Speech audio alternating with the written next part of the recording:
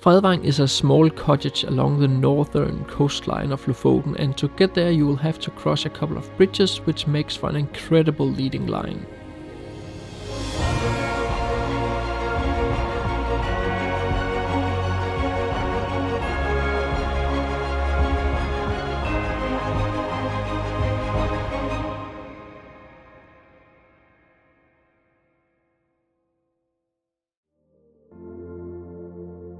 Before we go to the bridges, we'll go to Fredvang, where you can find some fascinating streams leading down to the beach. The streams bend a lot, and there are several options for great horseshoe foregrounds. We are now at this beautiful little Horseshoe Bend in the stream here, and this place is a 101 on a strong foreground subject, and it even leads the eye through the picture. There's not much more to say than obviously you should keep the foreground subject within the frame. Obviously you can move a bit around, you don't need to have the entire horseshoe within the frame. You can also make some S-curves through the picture, which leads into the background. Now, I'm a huge proponent of having leading lines that leads to something. And the background here becomes fairly small when you shoot it on a wide angle, and you need a wide angle here to get the entire horseshoe within the frame. Now, it is interesting if you have some interesting clouds, but in my case, it's so-so right now. If you want the entire horseshoe within the frame, you will need a 16mm or wider. You could probably do with an 18mm or a 20 if you move a bit further back, but that would require you to have a fairly tall tripod also.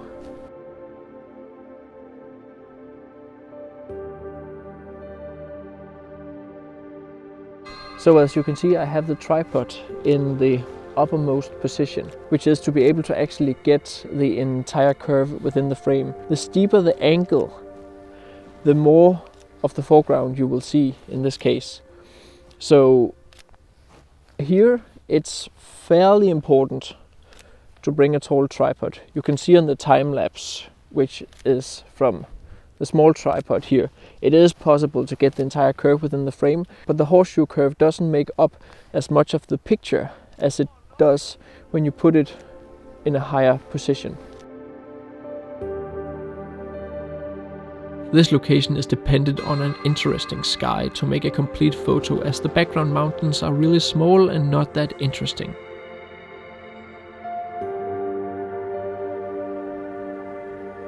You can, however, bring a drone and make some straight down photos of the bending streams.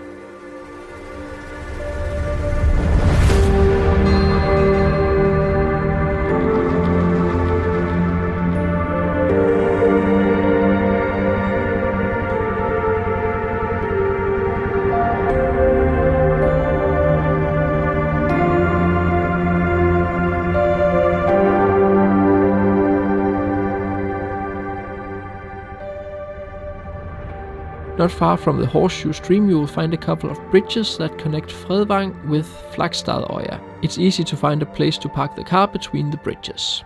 Bring a drone here, as it unlocks the true potential of this location. The bridges connecting the islands creates a strong leading line leading to the characteristic triangular-shaped mountain in the background. You can use both bridges to create an S-curve, or one bridge for a more impactful straight line. Making these photos, I basically just place the drone in the same position. From here I take a photo and move the camera to a new position and take another photo overlapping the other photo. I continue this process until I've covered the field of view I want to photograph. I've taken all my drone shots, including these, on a DJI Phantom 3 standard. I've recently upgraded to the Mavic Pro Platinum, but I don't expect the photo quality to be better. In most cases I've found auto exposure to work the best. Depending on the amount of light available, keep your eye on your ISO. You do not want to go above the base ISO of 100, since the camera sensor is very small, and already at ISO 200 the picture gets very noisy.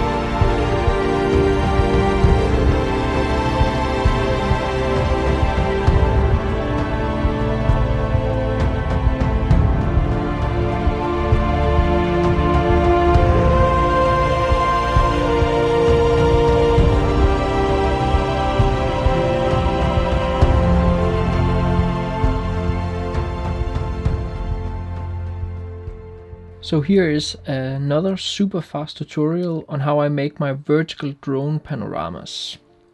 So as always, you can see here I have Bridge open and I have found the pictures I want to use, and you can see how they are exposed automatically for here the sky, and then it just turns brighter and brighter as I go down. I've decided not to use the very bottom here, it doesn't really add much to the picture, so I will start with this one and then just work myself up. So I choose them all and then I just open them in Camera Raw, and I will just leave everything like here and just merge to Panorama as the first thing. Alright, so now it has merged to a panorama, and I have a few different options for the projection. And you can see I have spherical, and then I can make this boundary warp down here. It's basically on how to change the perspective a bit. Then I have cylindrical. I for the most part have the best experience with cylindrical, and you can see here I'll probably do something like this so the road keeps straight. Let's just watch what perspective has to offer for this. Perspective is actually pretty okay, but I would say that the mountain becomes a bit too small in the photo, so I will stay with cylindrical. And that's basically it, and then just push merge. Then I will just save it in the designated folder. I have made it already, so just do like this. Alright, so right now Camera Raw, it has just merged them all together, and I still have my entire raw possibilities to go up and down with the sliders. You can see here, turn down highlights, a bit up with the shadows, add some contrast. And the thing I have experienced with my drone here, the DJI Phantom Standard, is that it has a very strong magenta color cast. So I will have to fix that in Photoshop. I always go in, remove chromatic aberration, and as you can see here, do I want to enable the lens correction? And yeah, in this case I want to. Now the thing is, because there wasn't much light, I made the blunder of actually having a fairly high ISO, so you can see it's very, very grainy and it's like almost unusable. So I will just add a lot of noise reduction to this. It's especially the color noise. So something like this, and then I will fix the rest in Photoshop. For now the image is a bit soft, but I will see if I can do something about that in Photoshop. So I open it up in Photoshop and I press down Shift and say Open Object. So I have it here in Photoshop, and then I basically just make some normal editing. I use some luminosity mask as I've already shown. I use Nik Define to reduce more of the noise, and then I use a high pass filter to sharpen it again, and then I simply just continue all the way through until I'm satisfied with the photo.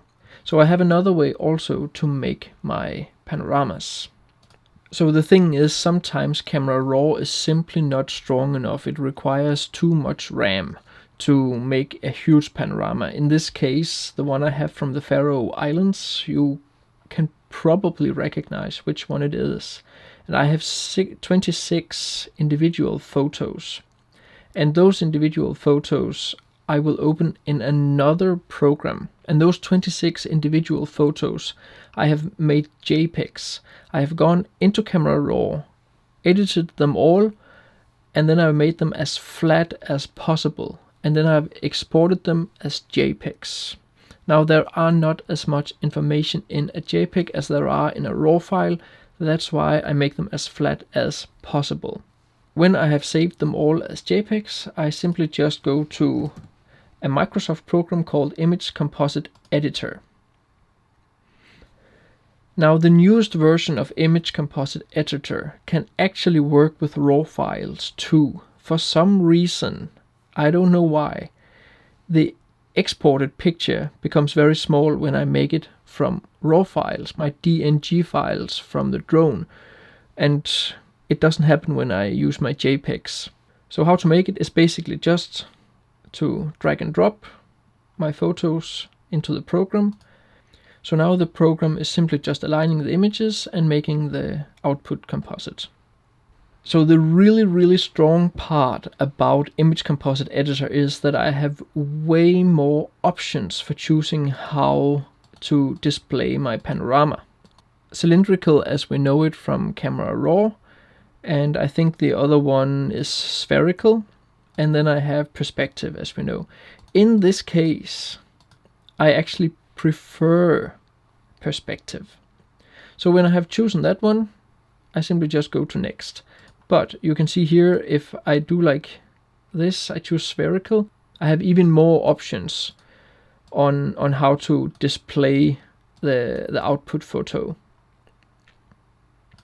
So we choose perspective, go to next, projecting panorama, and it looks actually pretty good here without too much distortion. So I start with an auto crop, and then I just like pull them out a little bit here, something like this. Then I go to next and choose my export settings. As I exported them in JPEGs from Camera Raw, I might as well just make JPEGs again here, and I just push the quality all the way to the top. I don't want to lose any quality here. And then I simply just export to disk, something like this. So now I have this photo, and I simply just do as I did with the other photo. I make some base adjustments in Camera Raw, bit up with the shadows, down with the highlights, something like this. And then I open in Photoshop. So in this case, I'm not going to go back to Camera Raw, so I might as well just rasterize it.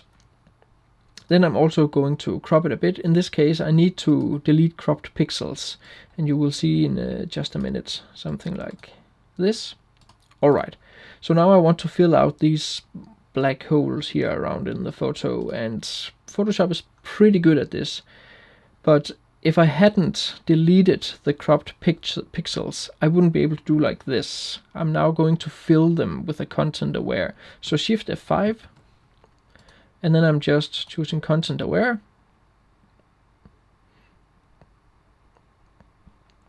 And it did a really good job. I'll do the same here.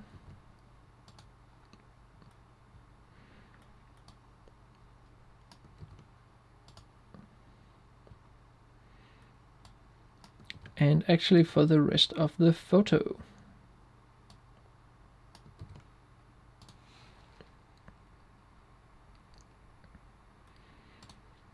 And that's basically it. This is how I make my panoramas, and then I just edit them afterwards as I would edit any other photo.